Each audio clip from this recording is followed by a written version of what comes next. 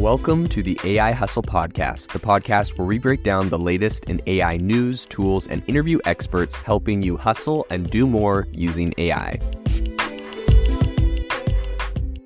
If you've been following the podcast for a while, you'll know that over the last 6 months, I've been working on a stealth AI startup. Of the hundreds of projects I've covered, this is the one that I believe has the greatest potential. So today I'm excited to announce AIBox. AIBox is a no-code AI app building platform paired with the App Store for AI that lets you monetize your AI tools. The platform lets you build apps by linking together AI models like ChatGPT, Midjourney, and 11 Labs. Eventually, we'll integrate with software like Gmail, Trello, and Salesforce, so you can use AI to automate every function in your organization. To get notified when we launch and be one of the first to build on the platform, you can join the waitlist at aibox.ai. The link is in the show notes. We are currently raising a seed round of funding. If you're an investor that is focused on disruptive tech, I'd love to tell you more about the platform. You can reach out to me at jaden@aibox.ai. I'll leave that email in the show notes. In what I view is a significant boost to kind of the rising sector of maritime automation, Saronic, a Austin-based startup, is focused on autonomous defense ships, and it has successfully secured $55 million in a Series A round.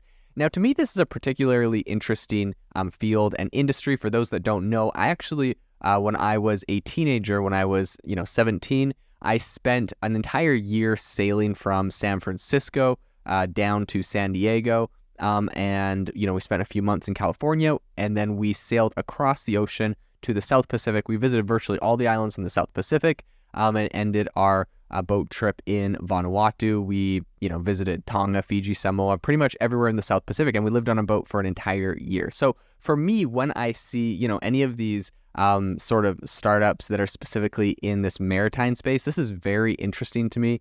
I think I'll have some interesting insights on, what may or may not be useful in some of these situations. But of course, this is more focused on defense, which I do not have a ton of experience in, was never part of the military or anything like that. In any case, this is really, really interesting. So the funding round actually witnessed leading participation from Caffeinated Capital. They also had a few other kind of notable VCs, including 8VC, Andreessen Horowitz, which of course A16Z, one of the tops. They had Lightspeed Venture Partners, Point72 Ventures, and they had a few others. I think interestingly, the U.S. Innovation Technology Fund also put into this round. So this was founded by Dino Mavroukas, who is an ex-Navy SEAL, and that's, Saronic's mission is very crystal clear. Essentially what they're trying to do is engineer autonomous surface ships tailored for the Navy and other defense customers within the U.S. alliance. So while autonomous maritime vehicles aren't entirely new, with companies like, Saildrone already making a bunch of waves, they have over $100 million in venture capital, I believe, for kind of research vessels. The focus on defense by Saronic, I think, kind of distinguishes its market position. So other firms like Y Combinator-backed Shown are directing efforts on tech to retrofit existing ships for autonomous navigation. I think what's, really the unique proposition of Saronic is that they recently said, quote, "We build our boats around the mission and not the mission around the boats. Instead of adapting legacy platforms, Saronic innovates from scratch, aiming to bridge the gap between large naval ship manufacturing and the need for specialized autonomous ship design." So currently the company's spotlight is on two prototypes. They have a 6-foot Spyglass and a 13-foot Cutlass. And these are actually very small ships. I guess, I'm sure you can imagine, right? Six feet. This is like a rowboat pretty much. Not even, right? And 13 foot. So they're really going for very small, and I'm assuming very versatile crafts. These vessels are designed with some really cutting edge, remotely updatable software and an ability to handle varied payloads, even in communication challenge zones. So the thing that a couple things I'll say here. These are very small, so I'm assuming these are meant to go very fast and get into places. They're probably hard to hit. They're a very small target, so I'm assuming that this is great for, that when you're looking at the military. One thing that I think is interesting, though, is it says these are remotely updatable.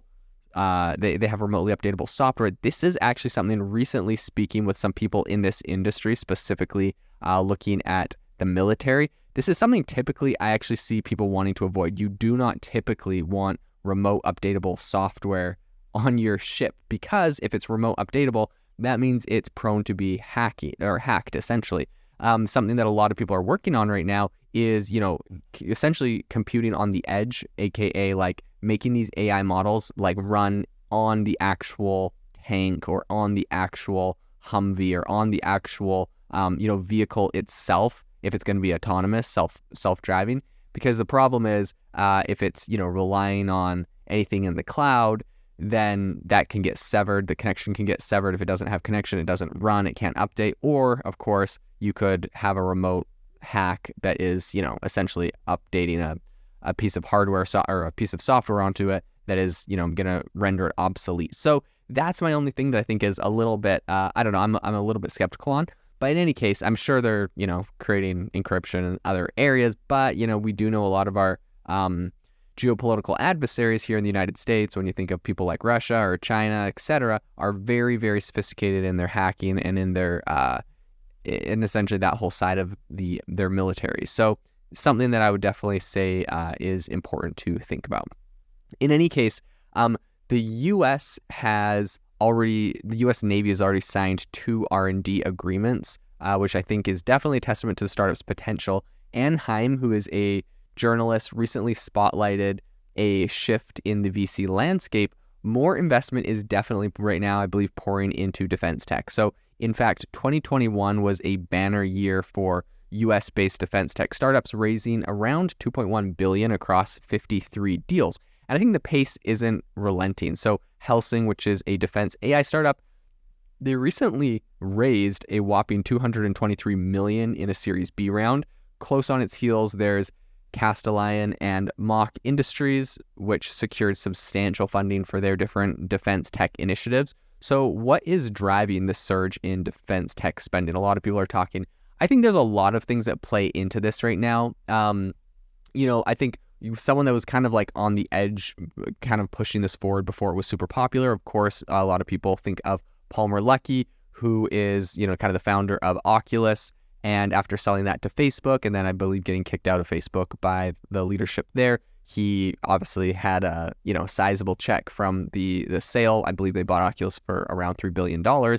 And he went on to go and start Andro, which is a defense startup. They're building a bunch of autonomous, aircrafts and some other, drones and other interesting things in the space. And he's been like a very vocal proponent of, essentially in tech. A lot of times we see people that say, they're too good, or they kind of have this, superiority complex against working with the military and the U.S. government. His, line of reasoning is that tech companies that are in America should 100% be working with the American government to defend the country that they are, operating in, as it's definitely in their best interest. And so I think we've seen kind of a shift in the VC landscape where, you used to have companies like Google, which refuse to do any work with the U.S. military.